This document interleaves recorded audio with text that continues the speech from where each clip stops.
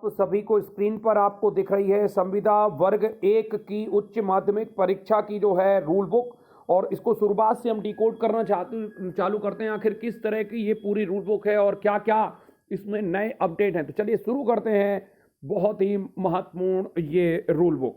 तो देखिए, सबसे पहली बात, संविदा वर्ग 1 की जो है वो रूल बुक जारी हो चुकी है, जिसमें अगर हम बात करें ऑनलाइन फॉर्म भरने की तो ये फॉर्म भरे जाएंगे 12 जनवरी से। जी हाँ, बिल्कुल सही सुना आपने, 12 जनवरी से आपके फॉर्म भरे जाएंगे और फॉर्म भर दिए जाएंगे 27/1 तक। तो जैसा कि आपको पता है, लगभग 15 दिन का समय मिलता है। परीक्षा की दिनांक होगी 1 मार्च। तो देखिए, पटवारी का जो पेपर है वो आपका 15 मार्च को है, और जो संविदा वर्ग 1 का जो एग्जाम है वो 1 मार्च से आरंभ है। तो बहुत ही महत्वपूर्ण अपडेट है, आप बिल्कुल आराम से जमे रहिए। और इस रूल बुक में कुछ माइनस मार्किंग भी है। जी हाँ, कुछ बच्चों का जो सवाल है वो भी मैं आपको बताने वाला हूं कि क्या इस रूल बुक में माइनस मार्किंग है, तो वो भी सारी डिस्कस करते हैं। सबसे पहले बात करते हैं इसमें जो अपडेट्स हैं वो सारी बातों की। तो इसमें जो है इसमें सबसे पहले आप देखेंगे वेतनमान, तो ये है 36,200। महंगाई भत्ता जो है वो शामिल रहेगा इसमें। इसके बाद आगे बढ़ते हैं, और यहाँ पर जब आप देखेंगे तो प्रति समय की ड्यूरेशन दी गई है कुछ एग्जाम की। एग्जाम का मैं पहले भी बता चुका हूँ, जो एग्जाम होगा वो होगा 9 बजे से लेकर 11:30, मतलब 2.5 घंटे का पेपर होगा ये आपका। चलिए आगे बढ़ते हैं, आगे देखते हैं जरा। माइनस मार्किंग रहेगी इस बार, पहली बार है जो संविदा वर्ग 1 में माइनस मार्किंग देखने मिल रही है, और काफ़ी बड़ा डिटेल सिलेबस रहता है। और ये कुछ फीस का कैलकुलेशन है, फीस देख लीजिए जरा। अगर हम बात करें जनरल के लिए तो फीस रहेगी जनरल के लिए 500 रुपये, और SC ST OBC के लिए रहेगी 250 रुपये।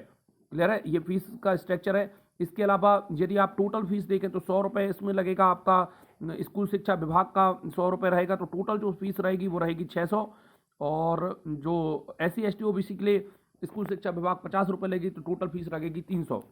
क्लियर है।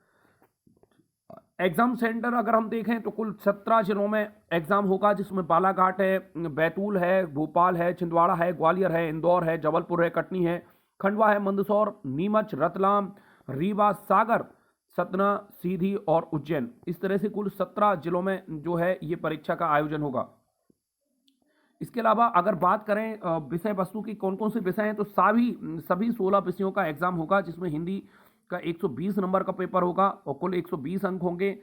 फिर है अंग्रेजी है, संस्कृत है, उर्दू है, गणित है, भौतिकी है, जीव विज्ञान है, रसायन है, गृह विज्ञान है, वाणिज्य है, इतिहास है, भूगोल है, राजनीति शास्त्र है, अर्थशास्त्र है, कृषि है, समाजशास्त्र है। तो सारे विषय जो हैं वो सारे आपको इसमें आएंगे। और आपको जैसा कि पता है, ये जो है डिटेल सिलेबस है।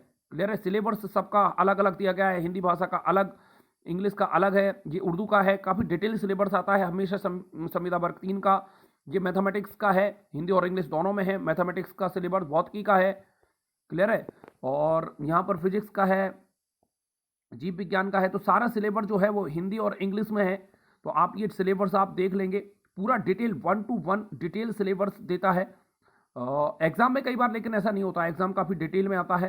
तो जो सिलेबस है उसके आगे भी आपको पढ़ना होगा। ये समाजशास्त्र का है, तो सारे सिलेबस हैं ये सारे। और यहाँ पर अगर आप देखें, जो एजुकेशन क्वालिफिकेशन है वो आपको स्क्रीन पर दिख रही है। मैथ्स में जो है, देखिए, जो एजुकेशन क्वालिफिकेशन होगी वो सब में बराबर ही होगी, ऐसा नहीं होगा कि किसी में अलग किसी में अलग। तो सबसे पहले है स्नातकोत्तर, है ना, इसमें PG की डिग्री चाहिए होगी, और स्नातक स्तर पर अनिवार्य विषय ये चाहिए होंगे। तो ये सारी जो है एजुकेशन क्वालिफिकेशन है अलग अलग सब्जेक्ट की। क्लियर है, तो जिसको जरूर आप देख लें एजुकेशन क्वालिफिकेशन को। और इसकी PDF में आपको जो है अपने टेलीग्राम ग्रुप पर डालू दूंगा। टेलीग्राम ग्रुप की लिंक आपको डिस्क्रिप्शन में मैं आपको दे दूंगा, तो वो भी आप देख सकते हैं। क्लियर है, तो ये जो है डिटेल सिलेबस है। उम्मीद है आप सारी चीज़ें समझ गए होंगे। हम लगभग 5 जनवरी के आसपास इसके बैच चालू कर देंगे, जिसकी मैं जानकारी आपको कम्युनिटी पर दे दूंगा। हमारे यहाँ से काफ़ी सारे सिलेक्शन हुए थे पिछले बार भी, तो इस बार भी हम प्रतिबद्ध हैं बहुत ही अच्छा रिजल्ट देने के लिए। ओके, उम्मीद है आप सारी चीज़ें समझ गए होंगे, और thank you for watching, great day.